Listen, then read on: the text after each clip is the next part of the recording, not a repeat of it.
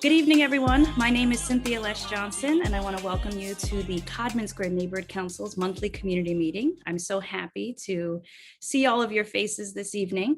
We have a full agenda and a lot to cover, so I will jump right into things. And we'll get right to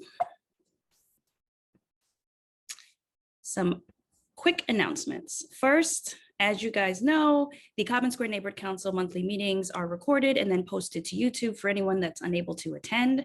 So make sure you visit the YouTube channel and you subscribe so you can see all that you've missed in the previous months. A lot of information in these meetings, contact information for all the presenters, links to all the important sites. So it's a very helpful resource.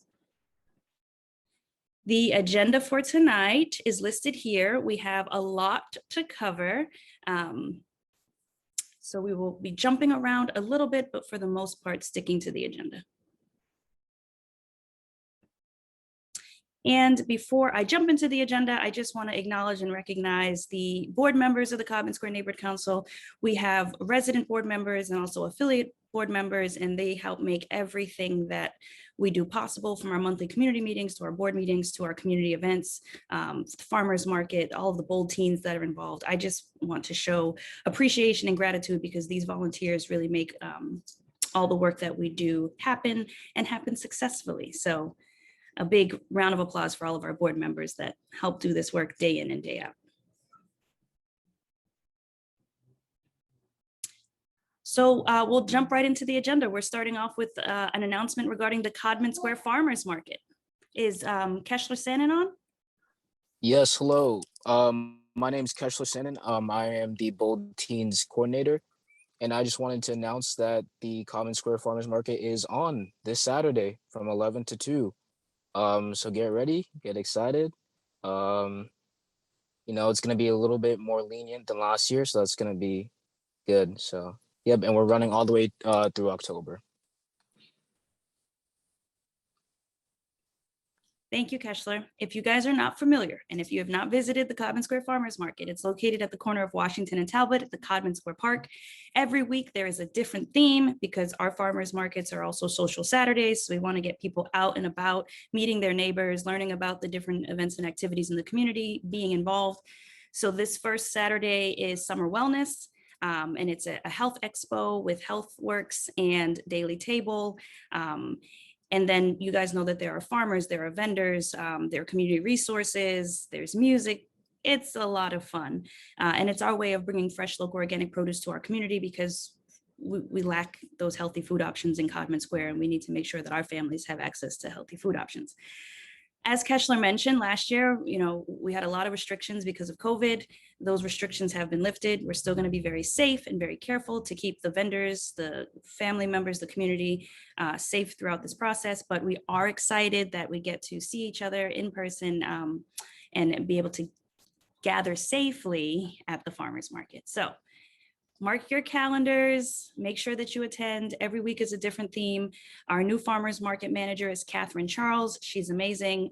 She's really put a lot of hard work into the farmers market, and I think it's going to be a really great season. And as you guys know, the Bold Teens help run the farmers market, so you'll be able to see them there as well.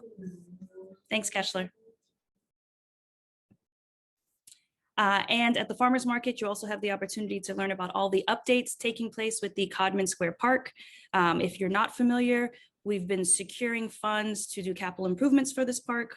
We have about $640,000 in the capital budget secured, $150,000 from CPA, and we put in an application for $150,000 from the Brown Foundation.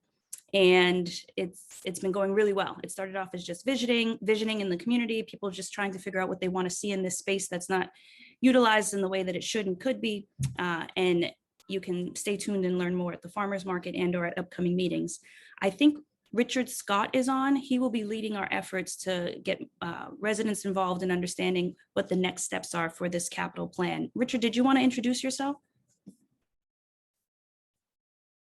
Yes, I will. How you guys doing? My name is Richard Scott. Like Cynthia said, I am the park manager for both the Wainwright Park as well as the Codman Square Park. So I'm looking forward to, hosting a lot of like interactive community events. We're actually looking forward to bringing back the movie name at Wainwright Park. I grew up around this area. I grew up on Center Street, so just used to like to have the community events. Look forward to even bring my own little taste to it as well. So hopefully I can see you guys, see some familiar faces throughout the summer.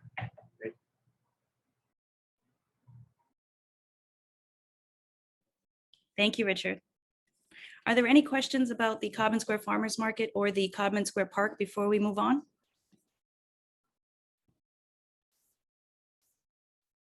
No? Okay, great. Don't mind my son in the background. Thank you, Richard. Thank you, Keshler. I just want to check to see if B3 or C11 is on.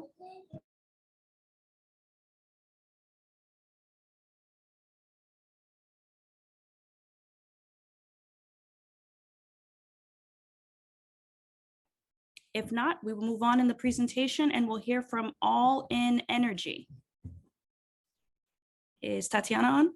Hi. Yes, hi, I am here. If possible, could I share my screen just for a short moment? Of course. Let me just make you a host. Thank you.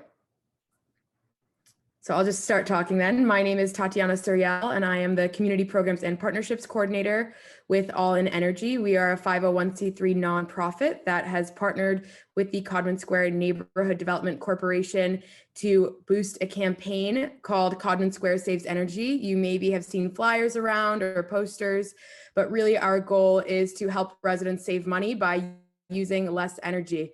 I'm going to share my screen quickly just with a flyer that you can all see.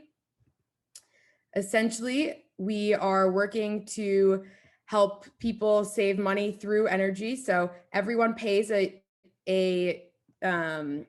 energy efficiency charge on their utility bills already. So if you are paying for your electricity or for your gas, you will already, if you look closely, you will see there is a small energy efficiency charge. So this charge goes to support the Mass Save program that is sponsored by Eversource and National Grid, the Massachusetts utilities. And essentially, we are working to help people actually take advantage of that. So what you can do is you can sign up for a no-cost home energy assessment. This is absolutely no cost to you. How this process works is you request an appointment or set up an appointment, and right now, because of COVID, there is the option of either doing it completely remote, either doing a hybrid model where you can have part of it be remote, part of it be in person. And once the assessment is complete, you will automatically be eligible for instant savings measures such as power strips, LED light bulbs, programmable thermostats, high efficiency shower heads that will automatically start to reflect savings on your electricity or on your utility bills just because of that energy efficiency. But then if your home is deemed to have more options available, you may be eligible for no cost air sealings and insulations, as well as some rebates on heating and cooling systems. And so I cannot say for certain that they will be 100% off because it really does depend on the home, but the assessment, regardless of if you decide to sign the contract or not, is 100% no cost. So, and you are eligible for those instant savings measures. So this is really a great program that is available to everyone. So renters are definitely eligible if they wanted to proceed with something like the no cost air sealing. If their space is eligible, that would require a landlord to sign off of it or a homeowner. But those things like the instant savings measures definitely are applicable to renters and obviously will lead to savings on your utilities. So it is definitely something worth taking advantage of. With COVID, the 175% to 100% off insulation has been extended through the end of 2021. So there is some time left there, but at the end of the day, it is still a little bit time sensitive. So you can visit allinenergy.org/Codman Square. Our team has capabilities in English, Spanish, and Portuguese. And if there is ever a situation where there's someone else that speaks another language, we will do our best to try to assist them and get them connected to the appropriate people who can assist them in their most comfortable language. On our website too, you will see that this information is all available in English and Spanish for Codman Square. So if anyone has any questions, I am happy to answer them.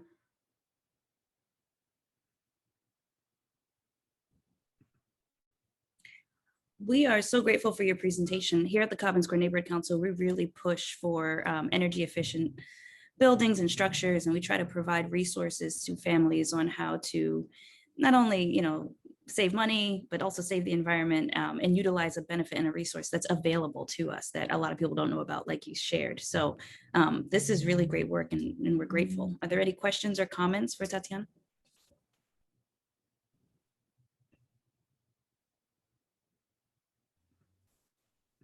And is your contact information here?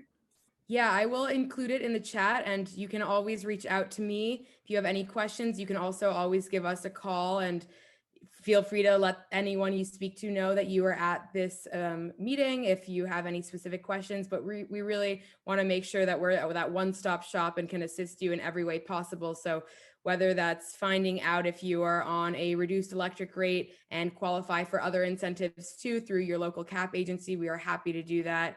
If you have any questions even related to this, we are always available to assist. So thank you so much for having me. And I hope to either hear from you or that some of you, if you've not already done so, will participate in the Mass Save program and take advantage of something that is already, that you're already paying into and is available to you. So thank you. Thank you.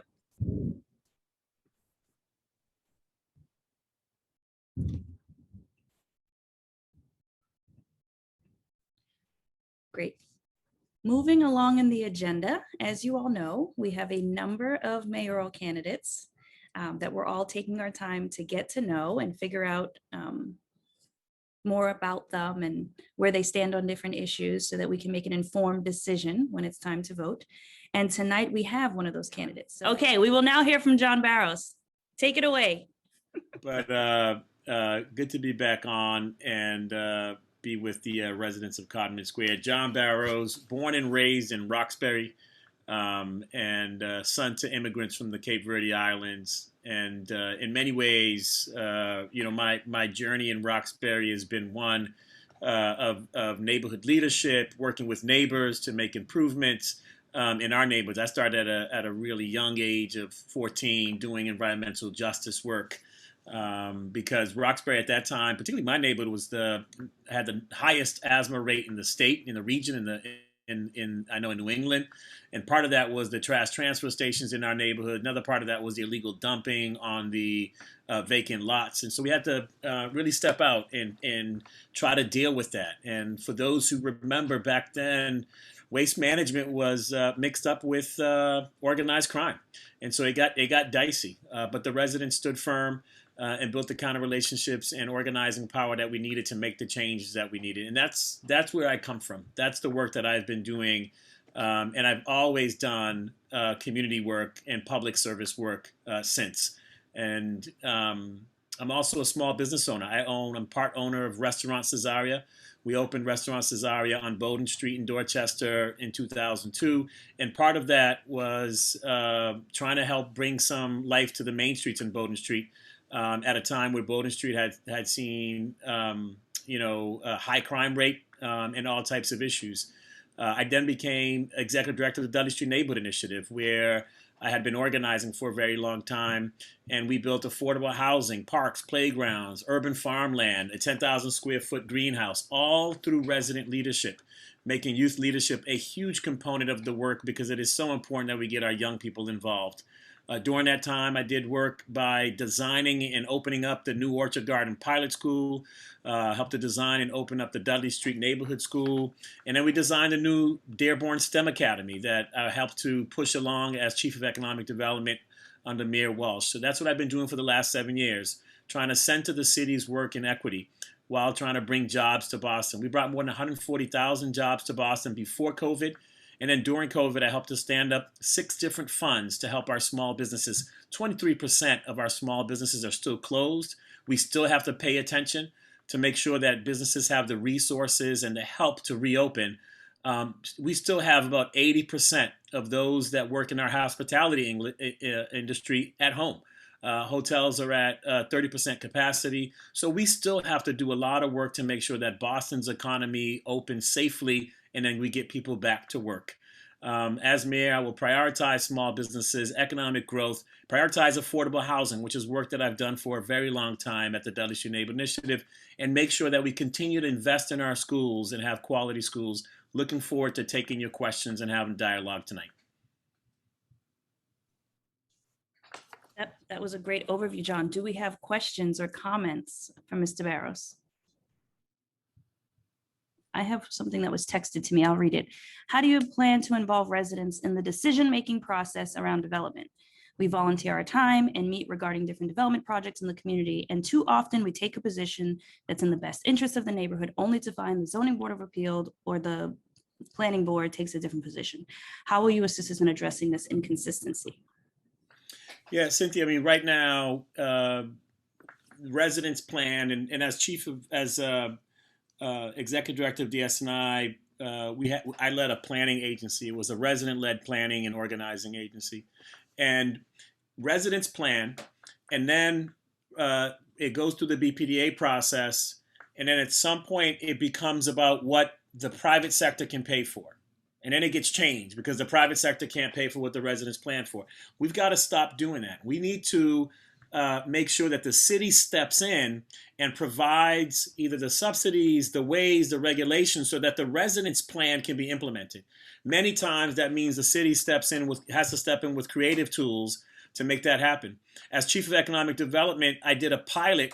Well, first, I was the co-chair of the Imagine Boston 2030 plan, where we engaged residents on what we'd like to see. From that, I ran a pilot in the Upham's Corner neighborhood to show, in fact, if we worked closely with residents on their plan and got creative as a city, that we can actually partner with the private sector to make things happen. And it should not just be limited to what the private sector can pay for.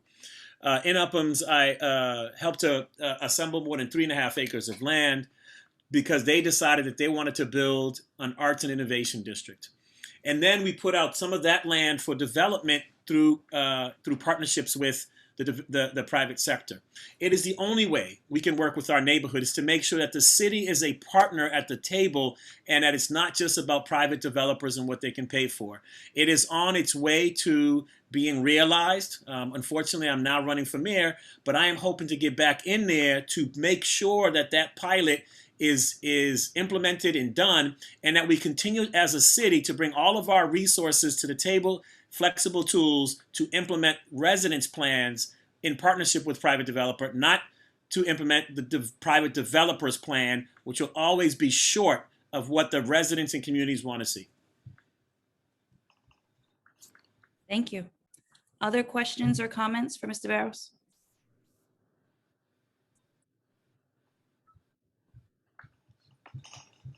There's a question in the chat. I don't know if you see it here, John. Yep, I do. So the question is, how do you plan to improve the inequity of BPS? I spent almost 4 years on the school committee. During that time in the school committee, we did a couple of different things. One of the things we did is we voted in what's called a student-weighted formula. For the first time in BPS, we made sure that the money was following students. And then what we did is we put a weight on schools that had more low-income students, schools that had more ELL students, and schools that had more special needs students, so that more money could follow those students in those schools. We need to revisit that weight. I think it's underweight. As I talk to schools and school leaders, we need to increase the weight and make sure more resources are following those schools so that we can, in fact, deal with the additional resources that are needed. And then we need to speed up and be more aggressive with the facilities improvement plans. It is far too slow, and we need to make sure that we can scale up improvement because we can no longer afford. I mean, COVID has taught us this, and if we're not going to be urgent about it now, we're never going to be urgent to make sure that every school has the proper HVAC system for air filtration, especially as our 90-degree weather continues to increase in the city of Boston. It's a social justice issue, it's a climate justice issue, and we need to make sure that we make it urgent. So more resources following children with more needs, and then making sure that we deal with facilities. The third thing I'll say is we need to eliminate the opportunity gap.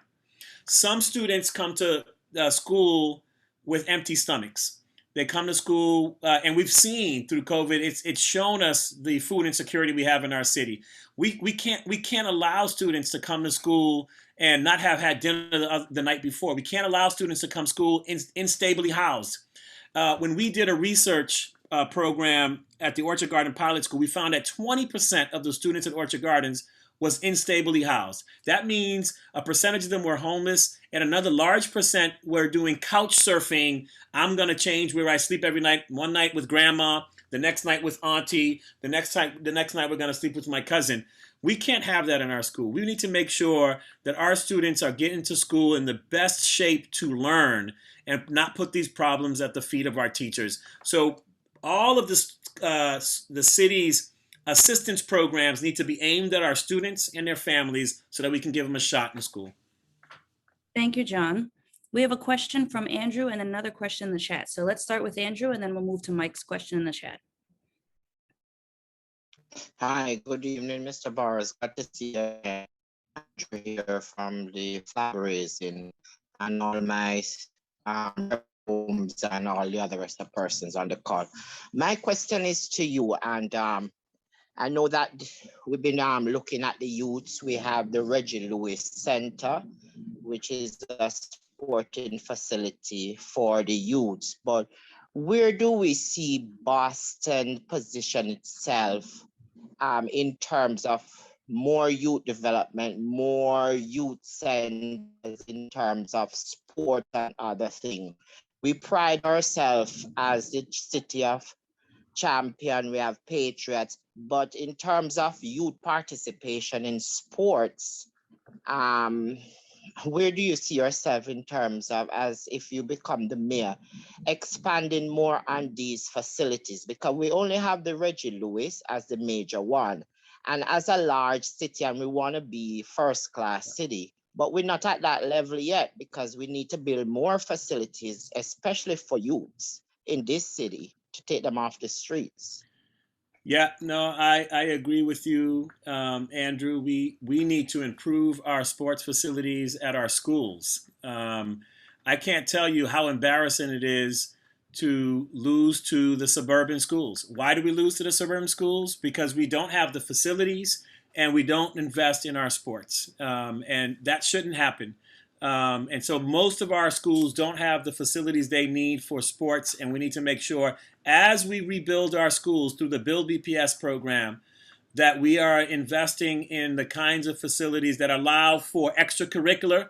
So it's sports, it's debate, it's theater, it's science. We need to make sure that enrichment is an important part of the life of our students. But some of that enrichment that I'm talking about, you can't do without the proper facilities. That's why I think facilities is so important. You can't do science without a science lab. You can't do arts without an art studio. And so for me, Andrew, I am with you 100%. We've got to provide the facilities that our students need for sports, for our extracurricular and the other programming that help to enrich not just our lives, but develop us as stronger adults. I know that theater was really important for me. And sports was important to teach me teamwork, how to communicate, how to deal with controversy and differences of opinions, sportsmanship. That was all very important. And so as mayor, the facilities piece, I think, will drive the programming that we need for our students and make sure that sports and other things is held at an equitable way at all of our schools. Thank you for that question, Andrew. Can we move to the question in the chat, John, from Mike? Thanks, Andrew. Mike, John, this is not an antagonistic question. Okay, good start, Mike. But while you were running the city's economic department, the percentage of contracts going to, yes, Mike, to people of color was abysmally low. What's up with that? And what will you do differently to elected as mayor? Great question, Mike. Thanks for the setup. So, Mike, the answer is there is no time in Boston's history that the percentage of contracts going to women and people of color has not been low. We knew actually coming into government that that was the case. In fact, as a candidate in 2013, there was a number of us that committed to doing a disparity study so that we can shift that. So we knew it coming in, and I was going to make sure that we did a disparity study to change it. Now, disparity studies look at 5 years. And in 2003, when the city had goals, it got knocked down in court because they had a bad disparity study. So I knew I needed 5 years to change and get quality data on what was out there, who was out there, and what we were doing as a city. We finally got it done, and we have a legit disparity study that was concluded right before I left. And now we have goals for 25%.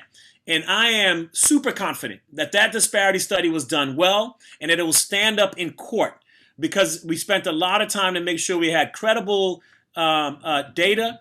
And so now, right now, the city's goal is to spend $180 million on women-owned businesses and people of color-owned businesses. And that is a historic high goal that I'm very proud of. I'd like to get back in it and make it work, because goals enough won't do it. I know that we need to right-size the contracts. We need to provide technical assistance. We need to provide capital, working capital for some of the businesses that we're working with, and make it easier to do business with the city. And that's what I'm committed to doing as mayor. But it's not just about commitment to mayor. As chief of economic development, I was able to award some of the biggest contracts, the largest, in fact, professional service contract to a women-owned business, a black-owned business in the city of Boston. And that's been my track record. But as chief of economic development, I didn't award contracts for all the other departments, right? But as mayor, I will make sure that we move to this goal and hit that number if I'm elected to office. Thank you for that question, Mike. And there's one other question, John, in the chat. Yes. Okay, Kay. Please address the current situation with the Boston Police Commissioner, or lack thereof, and the rise crime rate. Thanks for the question, Kay. So as you know, we have an acting police commissioner. And Deputy Superintendent Long has a lot of respect on the force, but we need a permanent commissioner.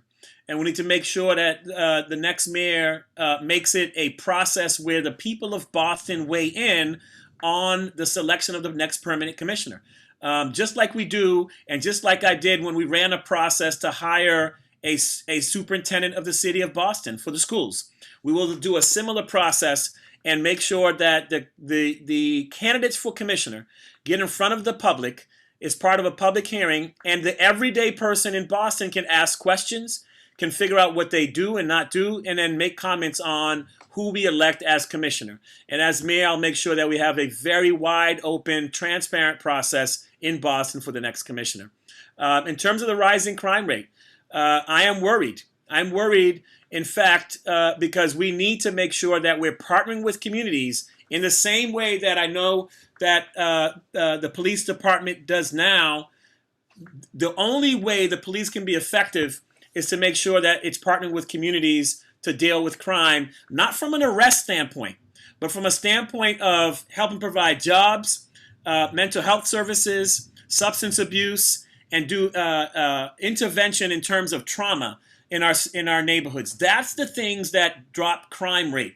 I was really proud that we did a lot of that under the Walsh administration, and we dropped the crime rate in Boston while dropping the arrest rate in Boston. Those are two important things, right? We need to not arrest our way out of it. We need to improve people's ways, people's lives to improve crime. And so we did that during the last 7 years. We dropped arrest rate while dropping crime, and really proud of that work. And we need to continue to do that work in Boston. Thank you, John. I feel like we could go all night. I mean, a lot of residents are concerned about the 2 marijuana dispensaries proposed within feet of each other. We've been fighting a Popeyes from opening in Codman Square within walking distance of a McDonald's and a KFC. You know, we're dealing with major health inequities and major health disparities in Codman Square. So we'll just have to continue the conversation, because we could probably ask questions and hear your responses all night. But I see that there are a lot of links to your website and your initiatives in the chat. So I encourage you all to visit those links. And are there any final words for the Codman Square community before you sign off? Look, Or stay on and hear all the issues that we're facing in our community. yeah, no, absolutely, Cynthia. Thanks again for having me on, and then for your leadership and the leadership of everyone on this call. This is what makes cities great, and Boston has some really wonderful neighborhood associations and councils and communities that are doing the work, and the city needs to be there as partners. Now, I know you guys do an amazing job partnering with the city, and as mayor, I commit to partner with communities and then help build capacities of communities that aren't as organized as you and other communities in the city. It is important that we build capacity so residents can engage and have a say on whether they want a Popeyes or not. Have a say and be able to design parks in their areas and then be able to raise the money to do it. So I just wanted to say thank you for your leadership. Thanks for the leadership of everybody on this call. And I look forward to being your partner as mayor in November. Check out my policies and positions at barrosformayor.com. And if anybody wants to email me directly, it's john@barrosformayor.com. Thank you very much and have a good evening. Thank you. Have a good evening. You too.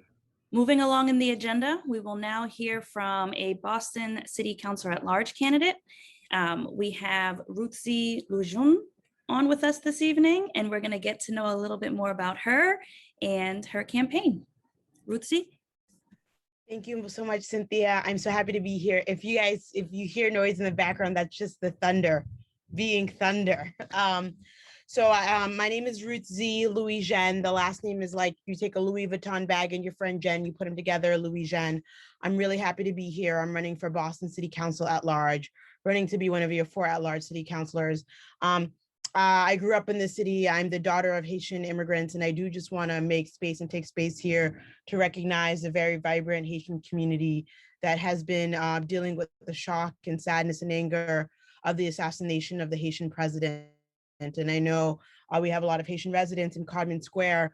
Just a month ago, I was at a protest with Sea Life Vida Urbana of evictions facing Codman Square residents. So I know that there are lots of Haitians in the Codman Square community and in the Boston greater community. And I just want to hold space for everyone on this call, myself included, who may be dealing with that today.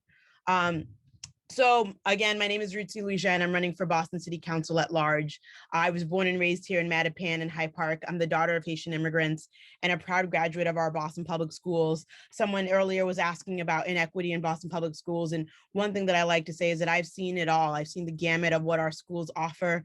I went to the Taylor in Mattapan, the McCormick in Dorchester, and Boston Latin School. I've attended schools that some would call underwhelming, underperforming, and schools that are nationally ranked. And I've seen what we offer our kids and know that we need to talk about our schools from an assets-based approach.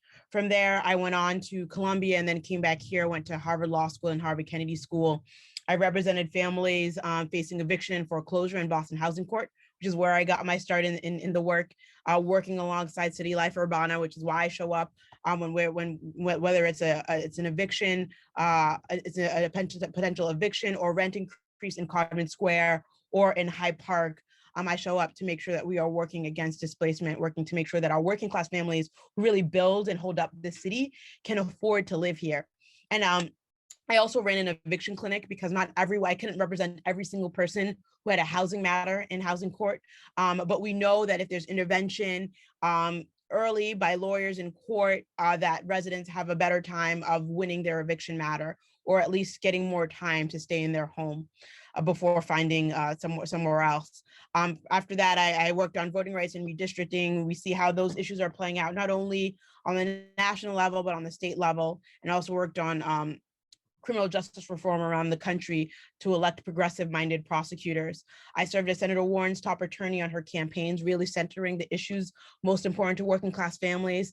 We were in the first campaigns to have a unionized staff. I care very much about supporting worker rights and supporting unions.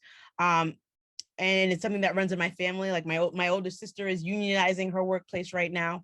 And for the past year, I've been working on first generation homeownership opportunities in conjunction with the Massachusetts Affordable Housing Alliance as a member and volunteer attorney, working to make homeownership a reality for more of our families. We know that so many of our residents are rent burdened and could become homeowners if given the opportunity. And that opportunity presents itself as down payment assistance, as help with closing costs. We know that a lot of folks do not have access to resources, intergenerational wealth to make that possible. So how do we make sure that our working class families who live here don't have to move out to Brockton or Randolph, or if they want to become homeowners? How can we make that possible for them here?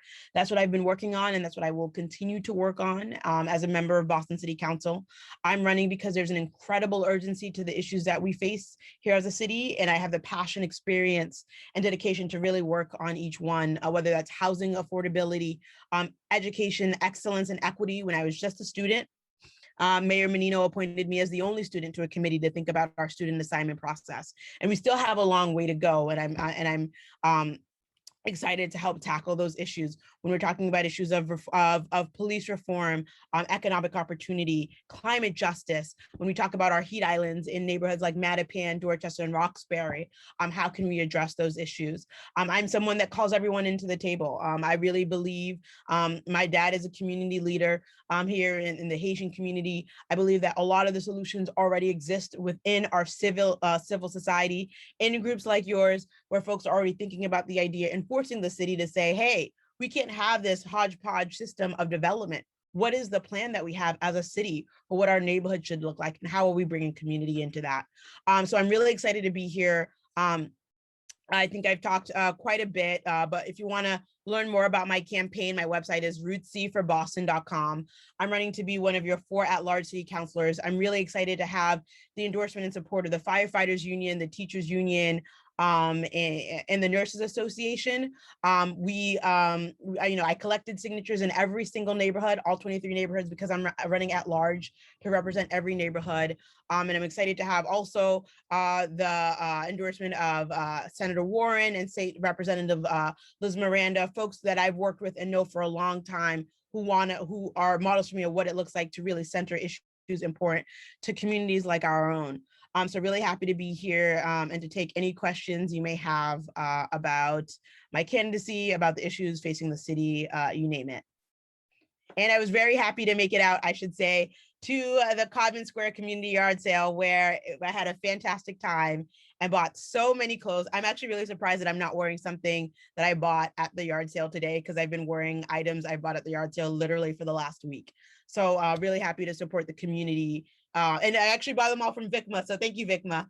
Really happy to be supporting the community in any way possible. I show up. It's something that I really am proud about, to always be present and to always be there. And I promise that to you as your next Boston City Councilor at large, hopefully. So thank you. Thank you. And it was really great to see you in the community at the yard sale. Any questions for Ruthzee? I have one that was sent to me. If you could change one thing in our zoning code, what would it be and why? Great question. One thing that I would make it easier for folks who own property, homeowners, to, as of right, build additional units on their property, whether that be a basement unit on the land that they have, because we give developers so much say in terms of what our city looks like, to make it so burdensome for our homeowners to add additional units to their property. It should not be the case, especially when we're dealing with a supply shortage, and especially when homeowners, like my father still owns our childhood home in Mattapan that he rents way below market to families who have been waiting in line too long for a voucher and also can't pay market rent. We know that when homeowners are involved in renting to their neighbors, that they tend to rent at amounts lower than what the market demands. So if we are trying to solve the supply problem, one of the ways we can do that is make it easier for homeowners to build as a right on the properties that they own or occupied properties. Thank you. You're welcome. I think Andrew has his hand raised. Hey, Miss Councilor, I claim it. I claim it in your name. I have a question for you. Yes. Yes, glad to see you. We cannot hide the issue of climate change. And then I have this thing, I'm going to do spaghetti. Oh. You're not using it. Oh, I'll turn. It was Sprague over here. Yes, no, we have to mute you. Oh, I'm sorry. Go ahead, whoever No. it was. Go ahead, Andrew. Yeah, we cannot hide climate change. I just want to get your viewpoint on climate change.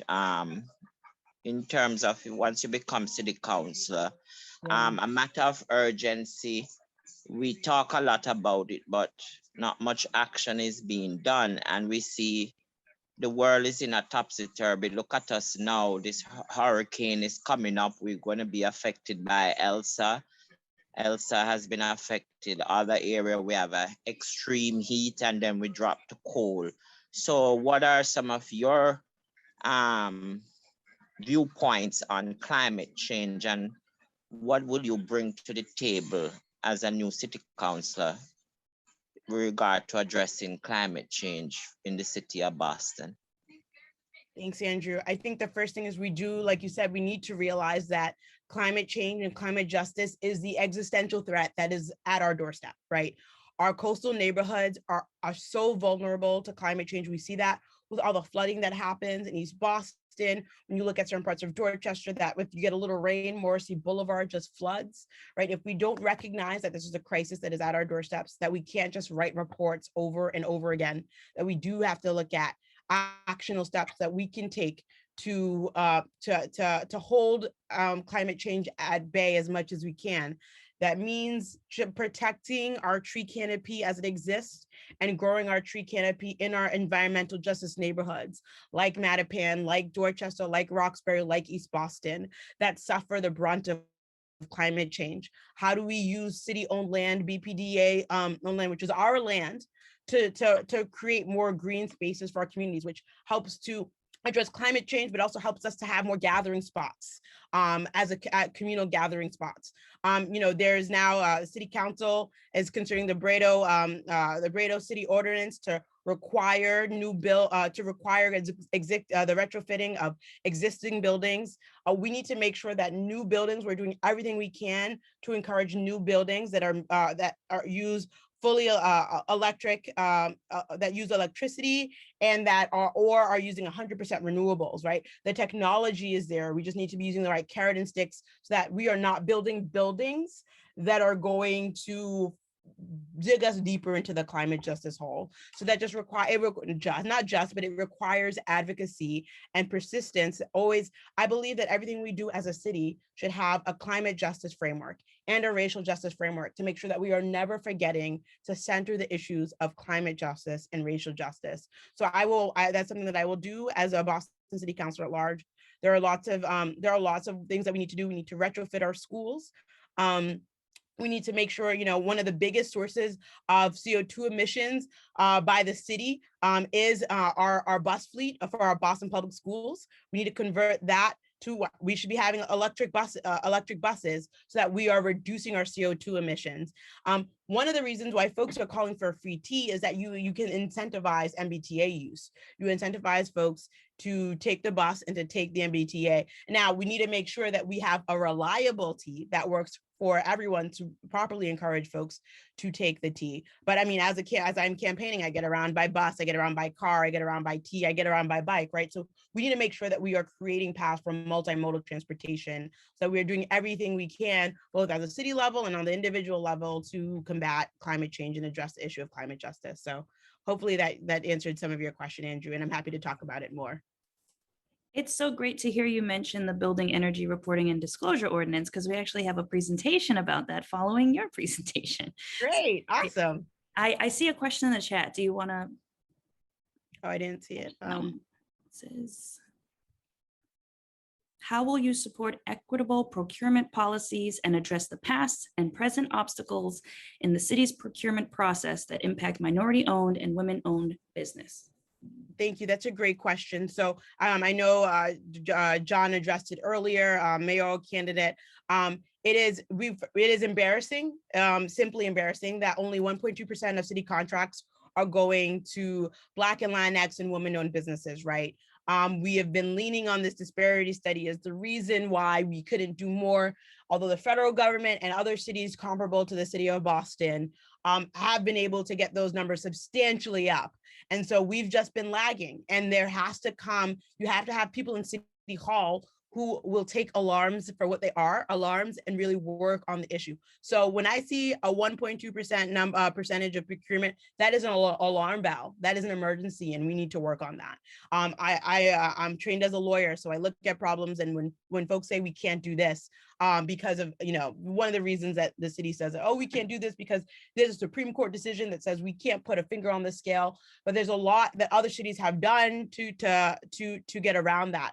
And so I will use my legal skills and my advocacy skills to make sure that we are advocating for Black and Latinx and women-owned businesses. And a lot of the work, like I said in the beginning, like I don't believe in recreating the wheel. I don't need the credit. I don't need to be the one that said this was my idea. There are nonprofits that are already working on this issue. When you look at the Black Economic Council of Massachusetts, BECMA, they've been doing really great studies on what it could look like to really make the procurement process more open and more accessible to our small businesses, to our Black-owned businesses, to our women-owned businesses. One of the things you have to do is and the Seaport actually, while not a great model for everything, is a great model for how you can get diversity in the procurement process. You break down large contracts and you require upfront that suppliers are using diverse vendors, and you bake that into the contract. Sometimes even for me as a lawyer, when you look at these RFPs to request for proposals to do business with the city, it's like a second language. And so with me, with my education, find it difficult to read this. What about someone who has a really phenomenal and great business, but may, not have the technical ability to complete the RFP process? So we need to make sure that we are getting technical assistance to our small businesses, which are disproportionately owned. When we're comparing to the folks who get contracts, it's not just an issue of Black and Latinx, it's a lot of national companies versus small and local. And we want the small and local because those dollars are more likely to stay in our city. So we work with small and local businesses, Black-owned, women-owned businesses, Latinx-owned businesses, minority-owned businesses to offer them the technical assistance to complete proposals so that they can compete. We break down large contracts. And honestly, we do have to take our finger off the scale for businesses that have been doing business for a long time with the city. Because if you have your finger on the scale for folks that have been doing business with the city for a long time, that is automatically going to favor businesses that are not owned by women, businesses that are not owned by Black and Latinx folks. So you really do have to be, when I look at equity, right, and I think about equity as a corrective action that you need to take to correct historical wrongs, it means being as intentional. A lot of those policies rooted in racism and discrimination were intentional policies, either put forward by the city or in partnership with the city and the private market. You need to be as intentional, even more intentional in advancing and policies that are going to correct for those wrongs. And so we need to be very intentional when we are in the procurement process if we do want to see an increase in those numbers, and we have to see an increase in those numbers. Thank you. If there are no other questions or comments, do you have any final words, Ruthzee? Thank you, Cynthia, and everyone here for listening. I know you candidates come and talk a lot. Hopefully, I said something that piqued your interest. Again, my name is Ruthzee Louijeuene, running to be one of your 4 at-large city councilors. The election is on September 14th. My website is ruthzeeforboston.com. I'll put it all in the chat. Thank you for giving me the space and time to speak with you all tonight. Excellent. It was wonderful getting to know you better. Thank you. Thanks. We'll now move along in the agenda. Mike, I made you a co-host, so there shouldn't be any issues with us having the meeting end. And Mike is going to do a presentation for us regarding the Building Energy Reporting and Disclosure Ordinance. Mike? Good. Can you hear me? Can you hear me? Yes. Good, because I'm having microphone problems. But here's the presentation. So climate change has come up quite a bit tonight. And here is one of the ways that we in Boston can slow down and begin to reverse the kind of extreme heat, extreme weather, and health impacts and so forth that we're starting to experience more and more often. Climate change is definitely a neighborhood issue in our neighborhood. Here's Morrissey Boulevard during a recent storm. But it's not just about storms, flooding, not being able to get where we need to get in emergencies, ambulances not being able to travel. It's also about asthma. It's about increased vulnerability to airborne diseases like COVID. The people most at risk are us, low-income families, people of color, neighborhoods like ours, children, people whose health is not the best. And the question is, what is the future that we want to leave for our children? What kind of a world do we want to pass on to them? If we want it to be a habitable world and a world that we can easily live in, we need to cut the use of fossil fuels, of oil, gas, coal immediately.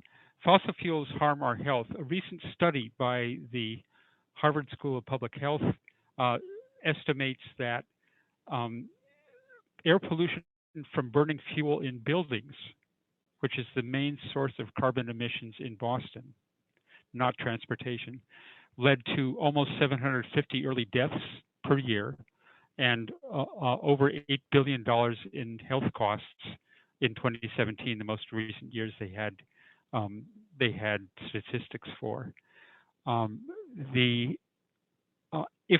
Boston's carbon footprint, our fossil fuel footprint, is 70% from buildings.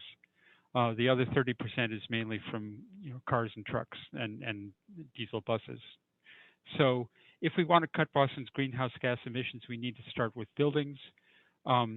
And there's already a city ordinance that says big building owners have to report how much energy they're using every year, but it doesn't yet mean that they have to make their buildings cleaner and greener. So this ordinance, which is called the Building Energy Reporting and Disclosure Ordinance, BERDO, needs to be amended. It needs real benchmarks, deadlines, and fines and enforcement. It will apply to big building owners. The proposed amendments that the city's come up with, that the city council is going to look at in 2 weeks, say that buildings bigger than 20,000 square feet. So a typical, dwelling is 1,000 square feet per apartment. That's like a 3-decker, apartment. Buildings greater than 20,000 square feet have to reduce their greenhouse gas emissions, and they can do that by getting more energy efficient. They can do that by putting renewable energy on site, or they can pay to get out of doing that, but we don't want them to do that. We want them to actually cut their emissions. And if they don't comply, they can be fined, and $3,000 may not be the final amount. So, as I said, this is coming up in City Council in 2 weeks. There will be a hearing on Thursday, the 22nd. We need to let the City Council and Mayor know that we care about this, and we want them to make BERDO stronger. We could send a letter from our civic association for the neighborhood council, and here is a draft letter that we could send to the City Council and Mayor, which will go to the board next week. There's a board meeting next week. The things that are particularly important to do, according to the people that have been working on this, are down to the bottom. Let me go back to, for some reason, okay, okay, let's try that.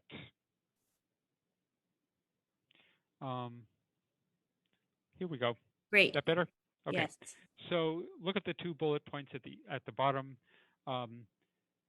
We want building owners actually to reduce their emissions. We don't want them to buy their way out of it. That's like indulgences, because that won't cut the emissions that are harming our health. And we need a civilian review board for enforcing this ordinance, with 2/3 of the seats given to community representatives, so that our health and our welfare is actually represented.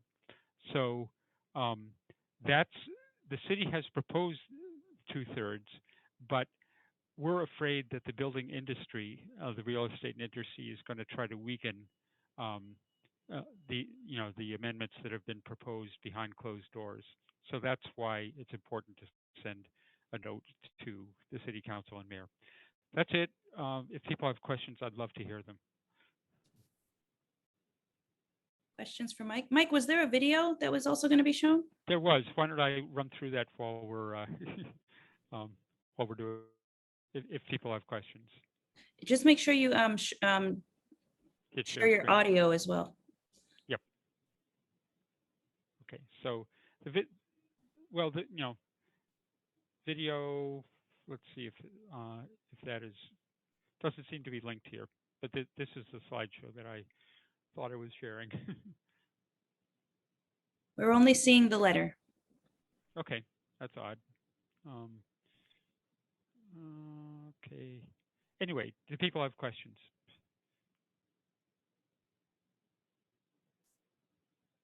Can you remind us of when the hearing is scheduled for? The hearing is tentatively, I'm not sure it's definite yet, scheduled for 2 weeks from tomorrow. So that is the 22nd, Thursday the 22nd in the afternoon, 3 p.m. That's great.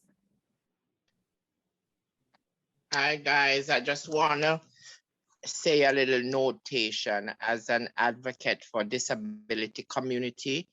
Is it possible that this meeting is closed caption? I know Zoom allows it to activate the transcript, so you could see closed caption as an advocate for disability community. I would love to see that. I realize a lot of these meetings don't have closed caption on it, but we Yes. cannot forget those persons with disabilities. Andrew, thank you so much for making that point. We will make it a point to make sure all future meetings have that resource. And when we post the meetings on YouTube, that resource is available as well. But you're absolutely right. There are so many meetings that are not thinking about all of the individuals that are participating. So thank you, Andrew. Welcome. Are there any other comments or questions for Mike? Thank you for presenting that letter, Mike. We're going to present it to the board next week and discuss it in detail. As you know, the Neighborhood Council is extremely passionate about green buildings and thinking about climate justice.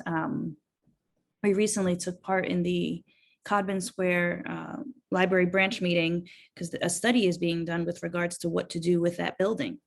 And you provided a lot of information on thinking about, although it's exciting to possibly have, a new building in Codman Square to replace that existing one, we need to be mindful of the environmental impacts of doing so. I don't know if you wanted to say a few words about that process. Sure. I was in on that meeting too. For people who aren't already familiar, the library department of the city is kind of going through different neighborhood branch libraries and talking with residents about upgrading them and actually making some changes, like the Adams Street Library just got completely redone. The process is in the early stages. They could change the services that the library offers. They could expand the library. They could tear it down and build a new one if people want. But one thing that we're particularly concerned about is what is the climate cost, energy cost, health cost of demolishing existing buildings and putting up new ones or rehabbing them. There's a lot of energy invested in a big brick building like the Codman Square Library. It costs a lot to make the materials and put them in place. It will also cost a lot to tear it down, put them in a landfill or whatever. So we need to really, talk to the people that are doing the designing about that and about ways to ideally modify the structure that's there and not take it down completely unless it's really unworkable. Because we talk a lot about energy efficiency, about retrofitting buildings, weatherizing them, and so forth, but there is so much energy in concrete and other building materials and in the machinery that it takes to put up or tear down a building and transport the materials back and forth that can actually outweigh energy improvements that you make in a building. So um, this is an issue for us to talk about internally and to talk to the library folks about. Great, thanks, Mike. Stay tuned. I think there's a question. Yep. In the chat. I'll put my contact info in the chat. If others want to write a letter, how do they reach you? So Mike's going to provide his information, and you guys can contact him to learn more about this ordinance. It's a very exciting time, and we don't want to miss this opportunity to be thinking about the built environment and climate change in this way. Thank you so much, Mike. I just received a text. So we had a District 4 Boston City Councilor candidate to present, but Ivandro's not going to be able to present. He's out canvassing and was unable to get away. And I'm still waiting to hear back from Troy if he's on or not. I don't think he is yet. So we're going to move along in the agenda to State Representative Russell Holmes. I could hear it, but I could not see it. So I'm walking to it, but let me get there. So let me just start with just talking for a moment before I can't get it on camera. And I would love to start this. I know you get mad at me, Cynthia, sometimes when I say, are there any questions for me before I get started? Because I have 7 or 8 things I had on my list, and I know I might only get to 3 or 4. Did anyone have any questions for me before I got started? All right, the first thing I want to talk about are vaccines. Today we were at Mattapan Square. Ruthzee was there. I don't know if she's still on the phone call or not, but Ruthzee was there and others as we were trying to, of course, still start this process around encouraging people to get vaccinated.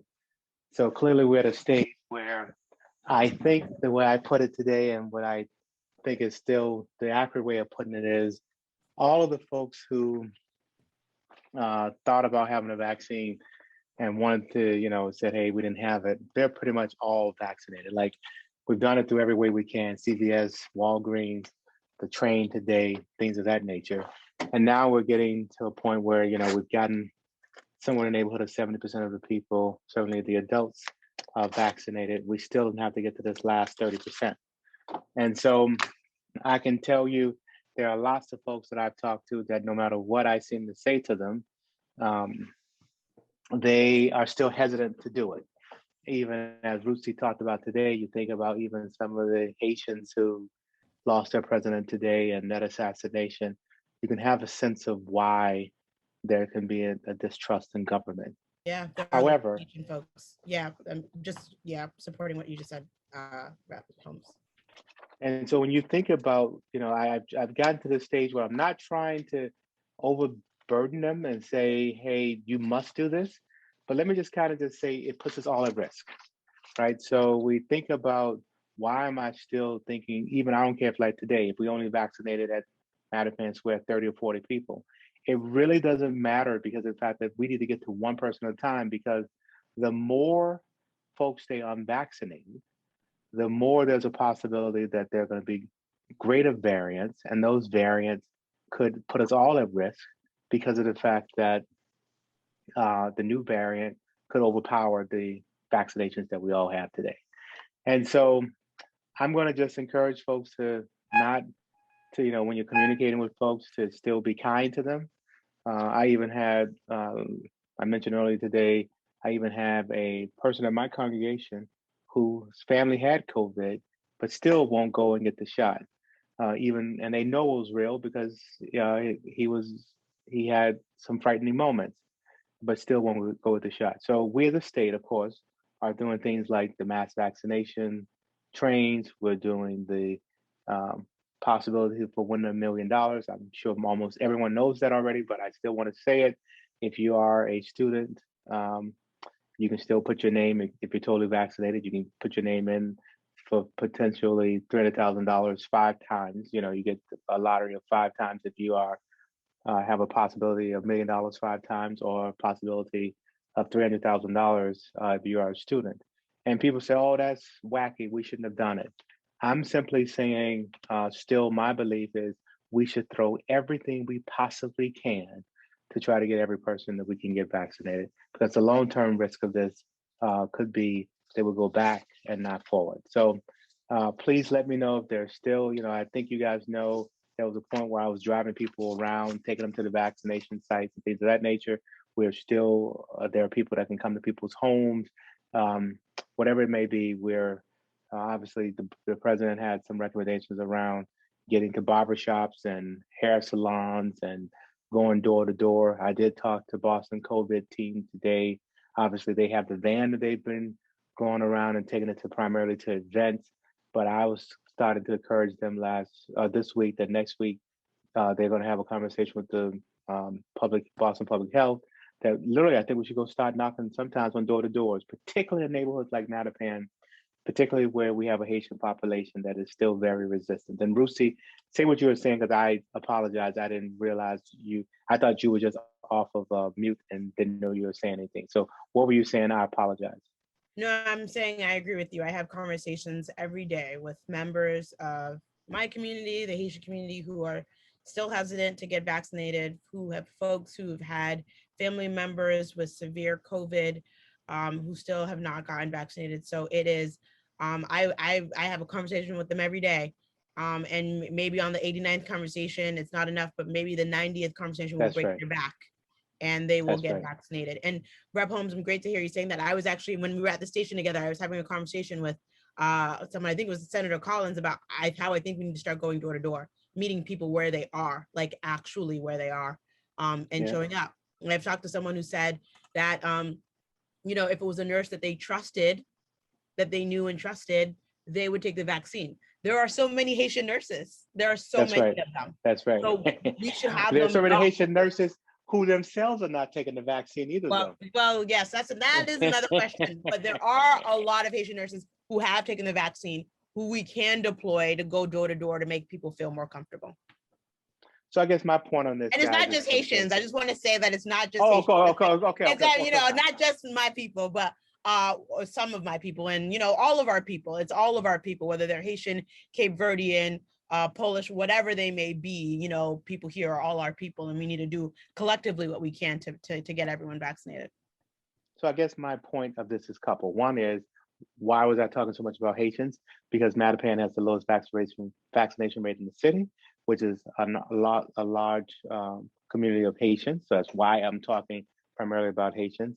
But then also because of the fact that I still believe fundamentally we cannot continue to be boastful about how we're so great as a state and still have our pockets where our communities of color in particular are not vaccinated. So this is the conversation the caucus has with the governor constantly.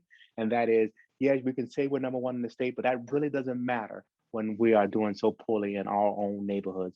And guys, this is not over. Our neighborhoods are still doing very poorly. So don't make that assumption that everyone is vaccinated, please, and definitely in our neighborhood. So that was number one. I don't know how long I have, Cynthia, but I'll jump to the next thing, which is I want to talk about cannabis. We had the folks here.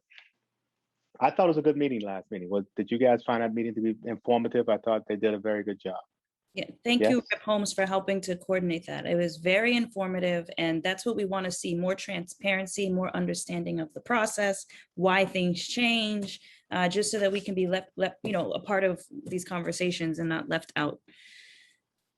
So from that meeting, I did talk to the two owners. I talked to both of the owners who are coming to the neighborhood and asked them from that meeting, hey, can you guys come back to Codman Square?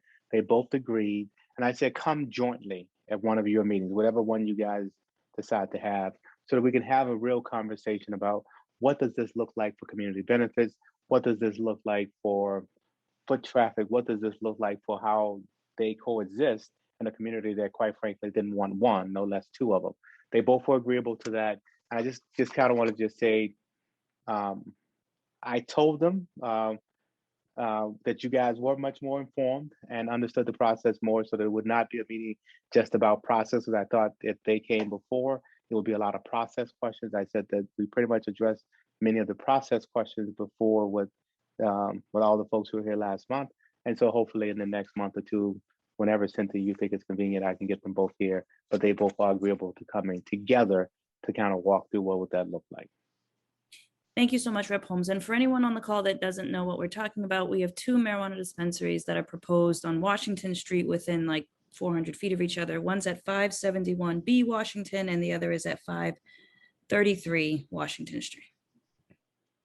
And so I did go over to JP since our last conversation about cannabis to see the shop that Cynthia thought was much more appropriately done for a community, being receptive of many of the things they heard, and obviously have a sense around what to do for interests and protections and things of all that nature. But the other thing that has happened since then is I have gotten the email from the owners of the cannabis shop that's coming in on American Legion Highway. They have started to break down, and for those who don't know, there's a cannabis shop coming in across from McDonald's on American Legion Highway, that florist that has been pretty run down for a long time. That is going to be a place where cannabis will be sold. They have started to retrofit that building. So I said to Cynthia, that was received very harshly initially when they proposed it, but in the end, after having a very thorough community process, the community was much more receptive. And I showed Cynthia some of the presentations. So very much like the JP cannabis shop, they listened, they heard, and this one on American Legion Highway, I think would be much more in alignment with what a community would say they would be receptive to versus just two cannabis shops coming in 400 feet from one another. And I'll just run through the other things. I won't talk about them, but I just want to make sure if you have any questions around redistricting, we're going through that redistricting process now. And when I say redistricting, I'm not saying just redistricting of the state rep seats. We also go through state reps. So I don't know if you guys know, but the state reps and the state senate, what we do in the Commonwealth is we do those maps for everyone, House, Senate, and congressional seats. So Ayanna, Catherine Clark, all of their seats are also through our process of redistricting. Ayanna's, which is all of us, is having her, I shouldn't say her, but the 7th congressional seat is having its hearing on Monday. So some of you might want to participate or hear some of the challenges. I can just simply tell you some of the biggest challenges are, I shouldn't say Ayanna's seat. The 7th congressional seat has to compress by quite a bit. There's been a lot of people who've moved into that seat in the last 10 years. And so there's some challenges around, hey, we have a representative that we enjoy having in the Cambridge-Somerville area, which obviously is where the former Capuano used to live. And their word, hey, if you compress, we don't want to lose Ayanna. And then you have the other end saying, hey, in Randolph, if you compress them, because you need to lose 53,000 people. If you just took the 20,000 out of some of these areas, they're like, no, we don't want a new rep. And so some of those conversations are going to be happening on Monday. That was longer than I thought I was going to be on just on that. There's a budget. The budget for the state, we're in our final process of that. We should have been done by June 30th. We were not unfamiliar to what the state process is, but now all of a sudden we are awash with money from, we thought we were going to have worst pandemic last year and we're going to have some underfunding. So we're about $3.5 billion over what we thought we were going to have here at the end of the year. And then the feds, with the rescue money, has given us about $5.3 billion. And so when you give us legislators almost $9 billion, rest assured, we're going to be trying to find a way to figure that out. And to figure it out isn't giving you back the $9 billion, I can tell you already, in tax, giving you back your money in taxes. That's not what we're trying to figure out. But we're trying to close out that budget in the next couple of weeks. Of course, there's the exam school discussion that's happening at the city level that you guys should pay attention to. The school board is going to vote on that next week. I've been having a lot of conversations around dirt bikes and bikes. Please, if anyone wants to talk about that, let me know. And then the last thing I'm going to say is I've been getting beat up. When I say beat up, just with a lot of conversations of people being very angry with me about cigarettes. And so I'm going to just say to you, both teams, Cynthia, all of you guys obviously have been advocating for many, many, many years around menthol cigarettes. And clearly what happened with Juul, what happened with menthol cigarettes 30, 40 years ago, what's happening with menthol cigarettes even here in the recent years, last couple of years. We in the Black and Latino caucus in this legislature, in last legislature session, Cynthia was at the State House testifying, did something that many people were not brave enough to do around this country, and it is we stopped the sale of menthol cigarettes in the Commonwealth. Now, did we know that, of course, that would mean that there will be a lot of illegal activity for cigarettes being sold and people bringing them over New Hampshire and all the other stuff? Yes, we knew that. So when people come to me and say, oh, well, all you're doing is just losing revenue, you know, you guys are the stupidest people in the world, I say, no, we're not. We knew we were going to lose revenue from the beginning, because you think about the revenue we lose, but you think about the fact that there are 2 million people thereabout on mass health that we pay for their health care. So yeah, I might let you get a little revenue from the front end by you going and, you know, buying this cigarette, but rest assured, when you got cancer and all the other stuff at the end of life, we're paying for it in a much bigger way. So just giving you a heads up that if you start to see a movement about it is racist, it is we have done something that is, you know, was racist to Black people. I just want to remind you guys that was led by Black people, brown people, Hispanics, to make this decision that we will not allow people to target our communities forever and make money. And it's not a racist thing that some white folks came up with. It was us in our community who decided to make that move. So sorry, but those were my 7. I'll take any questions. I already know I'm always over time, but I'm here if you have anything. Thank you. Rep. Holmes, for your leadership with regard to the menthol ban. Massachusetts was the first state to lead in this way. And the Bold Teens actually have a meeting scheduled with Ayanna Presley's office to talk about, you know, the push for this to happen at the national level. And yes, if you guys don't know the history, the teens have done a really good job just exposing the tobacco industry tactics and how they have been targeting the African-American community with menthol products for decades. So I'm glad that Rep. Holmes is making the point of where this initiative came from and how important it is to our communities. Yes, it's change. Yes, we're dealing with addiction, but the lives that are being impacted and saved, the young people, the new generation that will know the truth and be able to hopefully make the changes that we want to see, that's what we're really trying to focus on. So we feel like this menthol ban is saving lives, and we thank you for your leadership. And like you said, we were brave enough to do it here in Massachusetts. We have now the FDA considering banning this thing across this entire country. Yes. That doesn't happen without the work of you, Cynthia, Bold Teens, and us, and this Black and Latino caucus saying we're willing to take the hit. Yes. So when your friends and all of them out there saying this is racist, it wasn't a racist move. It was all about the best interest of all communities. Thanks again for giving me time. Hold on. I think Andrew has a question for you, Rep. Holmes. Okay, sure. Mr. Sharp, you want to yell at me about that? Oh, you're doing. No, not yelling at you, but I'm talking about the vaccine because as one of the organizations that is working with many cities, I have 2 cities that we're doing the vaccine outreach. Oh my God, I just lost him. Oh, this stupid thing. We still hear you, Andrew. I guess we lost him. Oh.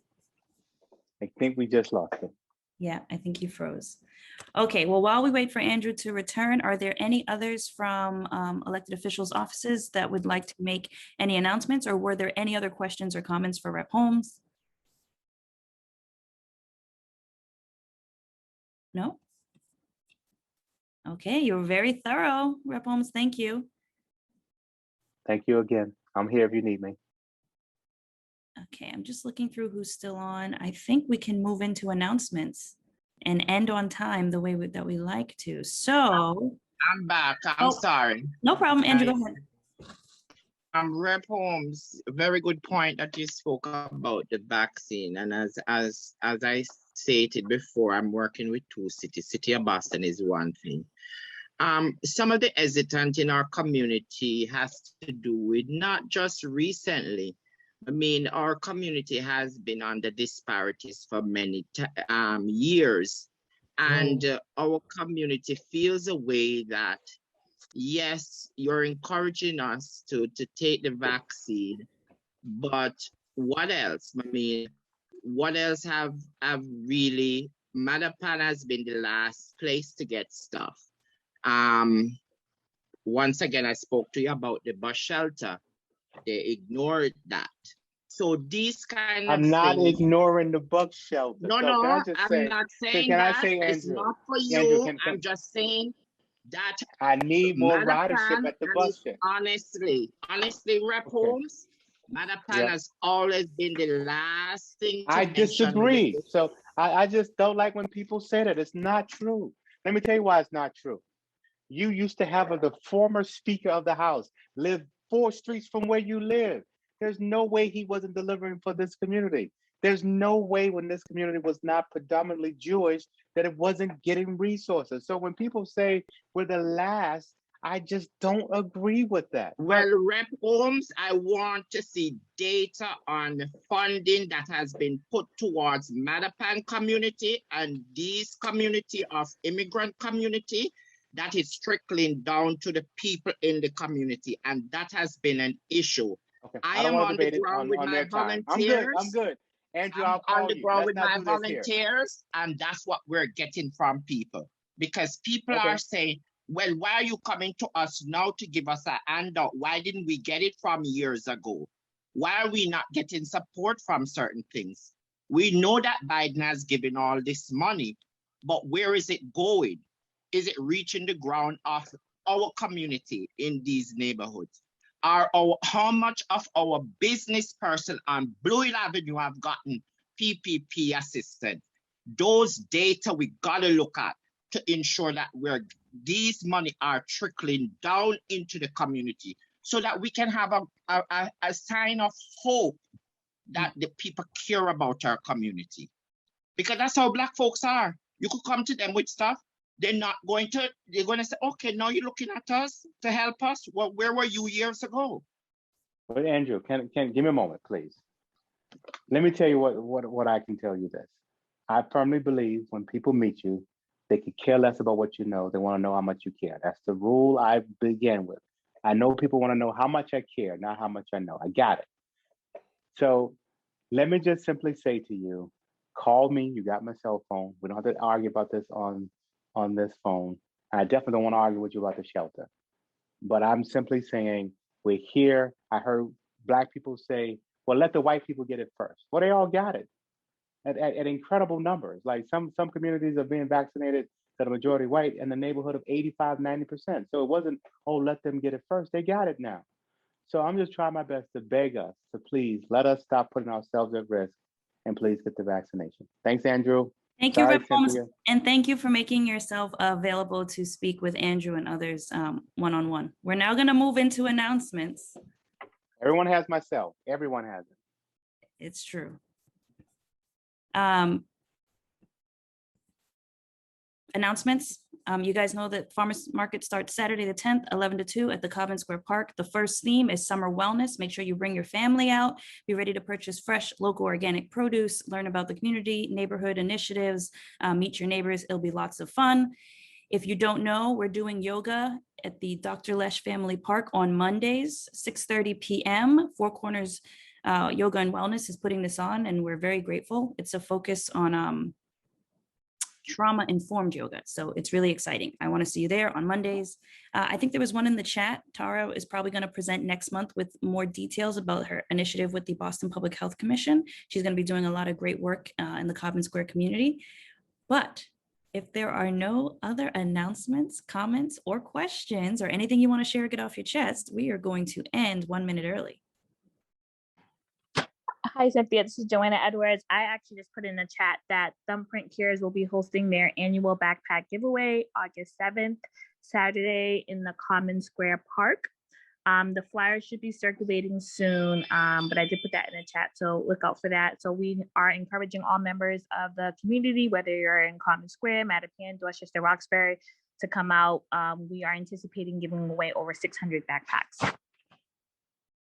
That is wonderful. Thank you so much, Joanna, and thank you to Thumbprint Cares. That is another themed event at the Codman Square Park Social Saturdays. The sponsor is Thumbprint Cares, and they do wonderful work giving back to the community. So if you need a backpack, or you're a family that needs a backpack, make sure that you stay tuned for that event August 7th. Other announcements? No? You have a wow in there, Joanna. 600 backpacks is a lot. Excellent. Okay, I will see you all next month, same time, same place. Please share all of the information that you learned this evening with your friends, your family, your neighbors. Have a wonderful evening and stay safe. Thank you.